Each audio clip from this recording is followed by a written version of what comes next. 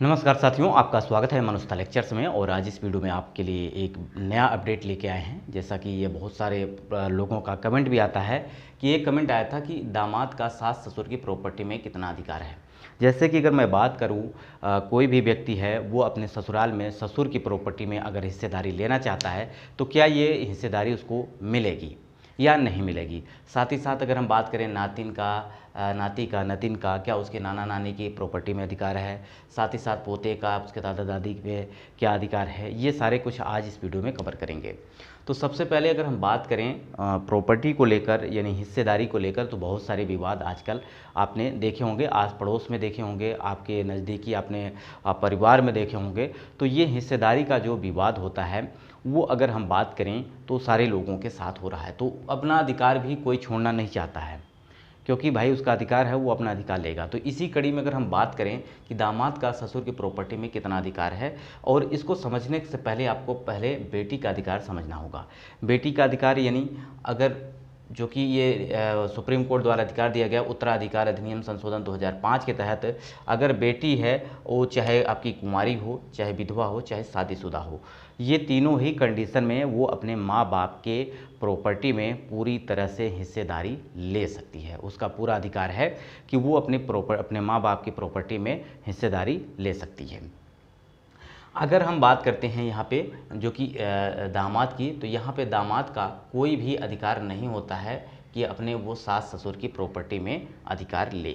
इसके लिए चाहे वो केस फाइल करे, चाहे कहीं पे पिटीशन दायर करे, लेकिन कुछ भी नहीं होने वाला है, क्योंकि उसको अधिकार दिया ही नहीं गया है। ये अधिकार केवल बेटी को दिया गया है, और बेटी ही अपने माँ बाप के, जैसे कि अगर हम बात करें, अगर एक व्यक्ति है, ठीक है, एक व्यक्ति है, उसके पास यहाँ पे जो कि 4 बीघे ज़मीन है। कितना है? 4 बीघे ज़मीन है। अब उसके पास जो है 3 लड़के हैं। कितने हैं? 3 लड़के हैं और 1 लड़की है। ठीक है, 3 बेटे हैं और 1 क्या है? बेटी है। तो ये जो प्रॉपर्टी है 4 बीघे, ये पूरी प्रॉपर्टी जो है इन चारों में बराबर हिस्सेदारी में बटेगी। ये नहीं कि लड़कों को दे दिया गया है, बेटी को नहीं दिया गया है। जो कि उत्तराधिकार अधिनियम संशोधन ये कहता है कि चाहे लड़का हो चाहे लड़की, दोनों एक समान हैं, दोनों को हिस्सेदारी दी जाएगी।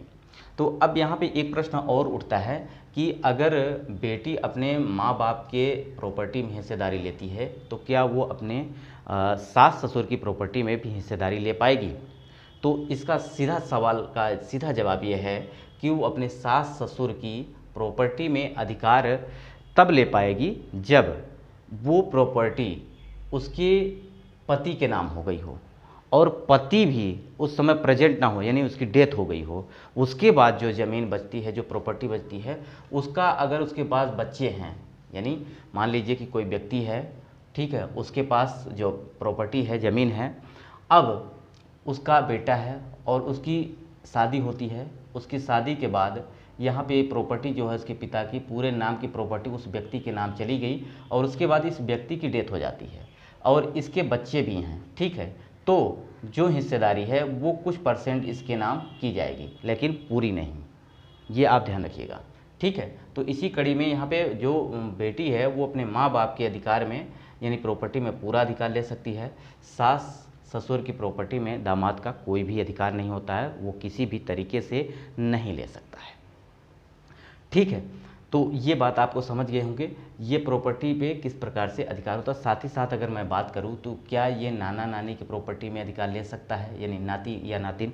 तो जी हाँ, ये ले सकता है, क्योंकि माँ के नाम जो प्रॉपर्टी है उस पर उस बेटे का पूरा अधिकार होता है। यानी माँ के नाम जो प्रॉपर्टी है उस प्रॉपर्टी पर उस बेटे का अधिकार होता है।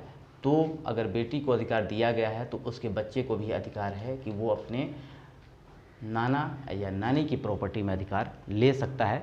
लेकिन अगर कोई भी व्यक्ति जीवित है, जैसे कि अगर हम बात करें कोई भी व्यक्ति जीवित है और उसकी प्रॉपर्टी पर कोई उसका बेटा भी अधिकार नहीं ले सकता है, लेकिन जब वो व्यक्ति अगर किसी प्रकार की वसीयत कर देता है या किसी प्रकार किसी को दान में देता है या किसी के नाम रजिस्ट्री कर देता है, तो कंडीशन अलग हो जाती है। बशर्ते अगर वह व्यक्ति जीवित है तो उसके बेटों का अधिकार तो है, लेकिन वो उस पर दायर नहीं कर सकता है जब तक वो जीवित हैं। यानी अगर वो दादा दादी की प्रॉपर्टी है तो उस पर वो अधिकार जता सकता है, उसको अपना अलग हिस्सा ले सकता है। लेकिन अगर पिता जिंदा हैं तो बेटा जो है उस पर अधिकार नहीं जता सकता है। लेकिन जैसे उनके पिताजी नहीं रहते हैं इस दुनिया में, तो उसके बाद वो प्रॉपर्टी उनके नाम कर दी जाती है। लेकिन जीवित रहते हुए व्यक्ति, कोई भी व्यक्ति केस दायर करके वो ज़मीन या प्रॉपर्टी नहीं ले सकता है। ये बात आप समझ गए होंगे। तो सिंपल ये है कि अगर कोई प्रॉपर्टी है वो दादा दादी की है या उनके जो कि उन्हें जानते हैं कि आप प्रॉपर्टी जो होती है वो आपका एक सिस्टम से चलती है, यानी वो दादा दादी की है, उनके पिता की है, फिर उनके बेटे की हो जाएगी। तो ऊपर के रिश्ते, यानी अगर हम बात करें पिता के बाद, यानी पिता के पहले जो दादा हैं, दादा के पहले उनके जो पिता हैं, इनकी प्रॉपर्टी में ये बेटा जो भी अधिकार ले सकता है। लेकिन अगर इनकी खुद की प्रॉपर्टी है, यानी पिता की खुद की प्रॉपर्टी है, इन्होंने खुद खरीदा है, तो बेटा उस पर तब तक केस फाइल नहीं कर सकता है जब तक कि ये इनके पिता अगर जीवित हैं तो इन पर वो कोई हिस्सेदारी का दावा नहीं कर सकता है। अगर वो किसी को और को देना चाहते हैं तो वो दे सकते हैं, कोई इसमें दिक्कत नहीं है। लेकिन वो दादा दादी की प्रॉपर्टी में, उनके परदादा की प्रॉपर्टी में वो हिस्सेदारी कर सकता है, उसमें हिस्सा ले सकता है अगर उन्हें जो कि प्रॉपर्टी इनको जो कि मिली है। ठीक, तो यहाँ से ये बात समझ में आ गई होगी कि कोई भी व्यक्ति जो कि अपने सास ससुर की प्रॉपर्टी में कोई अधिकार नहीं जता सकता है। हालांकि नाती नातिन ये जो है अपने नाना नानी की प्रॉपर्टी पे अपना अधिकार ले सकते हैं। जब तक ये जीवित हैं तब तक तो इनके नाम नहीं होगी प्रॉपर्टी, लेकिन इनके बाद इनके माँ के नाम जो प्रॉपर्टी हो जाती है उसके बाद ये अपना नाम उस पर दर्ज करा सकते हैं। तो ये बात समझ में आ गया होगा। साथ ही साथ पोता का क्या अधिकार होता है दादा दादी की ज़मीन पे, यानी प्रॉपर्टी पे, तो पोते का भी पूरा अधिकार होता है कि दादा या दादी की प्रॉपर्टी पे पूरा अधिकार है, वो हिस्सेदारी ले सकता है। ठीक है, लेकिन पिता की प्रॉपर्टी पे तब तक अधिकार नहीं ले सकता जब तक पिता जीवित हैं, यानी उनके नाम ज़मीन नहीं प्रॉपर्टी दर्ज की जाएगी जब तक वो जीवित हैं। लेकिन दादा दादी के प्रॉपर्टी पे पोता पूरा अधिकार ले सकता है, इसमें अलग अपना नाम दर्ज करा सकता है। तो आशा करते हैं ये बात आपको समझ में आ गई होगी। ये वीडियो आपको कैसा लगा कमेंट बॉक्स में ज़रूर बताइएगा। साथ ही साथ एक नए चैनल के लिंक मैंने प्रोवाइड किए हैं। इस चैनल के लिंक में मनुष्यता ज्ञान, जिस पर मैं आपको बहुत सारी चीज़ें प्रोवाइड कराता हूँ, तो उस चैनल को जाकर सब्सक्राइब कर लीजिएगा और हमारे साथ जुड़े रहिए। वीडियो को लाइक ज़रूर करिएगा, दोस्तों तक शेयर करिएगा। वीडियो यहीं समाप्त करते हैं। नमस्कार।